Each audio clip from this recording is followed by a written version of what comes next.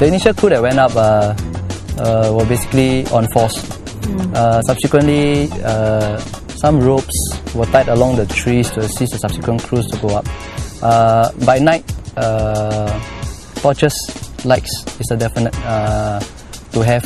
If not, you won't be able to find your way down actually.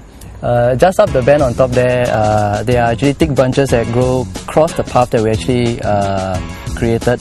So there are narrow entrances where part of our training back in academy actually brought to life again down here, where we actually squeezed through maze or tunnels. So there, at that particular bend there, that part of it was being put into use. Basically, it's branches that grows across that particular path that we went through, where our hoses and lines were laid through. So the opening itself is pretty narrow, say about half a meter in height, about this much, and it's horizontal this way. So basically, we are crawling through those to get to higher ground. Yeah. I see. Yeah. Okay, I can see, although there are pockets of sunlight coming in, right, I can see that a large proportion of the vegetation here is actually rather thick. Right. You know, I understand that you all use torchlights to shine back and signals. How do you do that when there's so much thick vegetation? By night, when we were upstairs, actually we have a clear view towards the main road itself. So one means of fixing our location and reporting our location back to our command post was basically through torchlight. So when we're up there, the visibility towards the top of the block was in line. So we managed to use that the block and the top of the hill as a reference to actually demarcate our sections, our sectors. Yeah. So further on, you would actually basically meet the fire. So what was that really like when you finally went through all that 45 minutes, I think? 45 minutes of actually traversing up and cutting through growth, you know, then you finally met the fire. So what was that like? I think the first thing that came to my mind was on seeing the fire itself.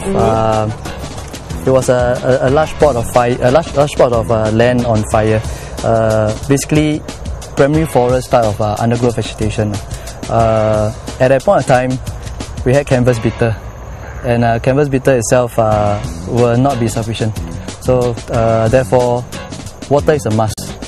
Eventually, that line was requested, and the line came up. A large portion of the fire was dealt with by the hoses instead of just canvas bitter alone, like a normal bush fire that vegetation fire that we've attended to.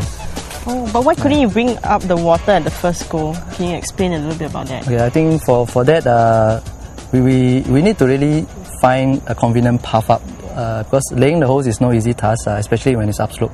And getting the hoses through that created path eventually to deliver water up there should not be altered after it's been laid.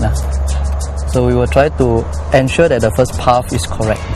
So once we have met out with the fire, and from the view of it requires water, so a message was relayed down to that path that was created. So the hoses were eventually laid up through that path that was created. Yeah. Now, were you at any point worried? No. We were more eager to see where we can cut off the fire. So because end of the day, the task that was given to me was to engage the fire. At the point in time when we engaged the fire, we could see that the fire was moving. Yeah, and the wind was catching up fast. So again, critical messages like this was relayed down. My division commander will have to decide to eventually request for more manpower or more equipment to cut off the fire from another entry point. Yeah.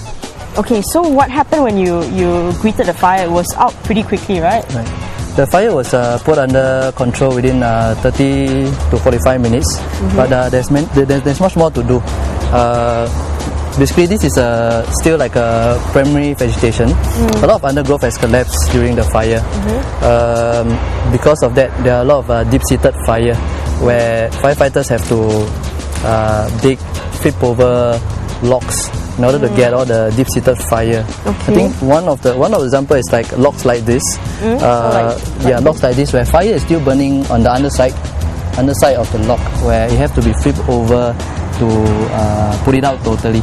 The reason why we are doing this, going to in this detail, is because we do not want the eventually the fire to rekindle with heat still trapped somewhere. So large period of the time at the fire was used basically do damping downs and to deal with deep-seated fires situations like this. Ivan, can you tell us a bit more, because you've got actually the toughest sector ever, because I saw the side of the hill that was on sector 4 at the other end, and it's actually a 70-degree incline. Tell me what was critical at that time and what was racing through your mind when you tried to tackle the fire there. Okay, I was given the task of being the OIC of Sector 4, and Sector 4 is actually a very critical point of the fire. The fire is actually going in a ring, and it's actually coming over to Sector 4, and it will actually has more fuel to consume. So when I was given the task of Sector 4, my main role around there was to actually be the pathfinder. Pathfinder, you actually has got to go in and find a path for the hoses and the water to come in. So given the gradient as what you have seen, I actually found a spot, and I have to race against time, because time is something which is critical. If I'm too slow, the fire would have crossed my line. If I'm too early, then I'll be on my fire. I mean, time is on my side. So to climb that gradient, actually, I went down on all fours. Okay, it's an all fours, and I have to bring up hoses, which is about 15 kg. And I bring hoses, nozzles, and also breaching, and on top of my gear. And I managed to go up there in time to actually face the fire.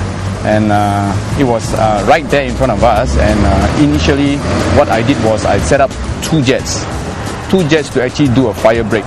So when I start with a fire break, I have a OC 43 actually doing a fire chase from Sector 3. So he's chasing the fire from the rear, and I'm doing a fire, I'm taking it from the front, and we cut off. And that was very critical, and we actually eventually caught the fire and surrounded the fire in that manner. You've been in the force for 23 years. How does this fire compare to other fires you've fought? Okay, in terms of vegetation fire, this is one of the biggest. This is the biggest vegetation fire that I have, or should I say the most challenging that I've faced. It is also the biggest one I've faced, because given the fact that the terrain, the challenges, and all that adds up, it is one of the most challenging and biggest fires that I've faced in my 23 years of firefighting.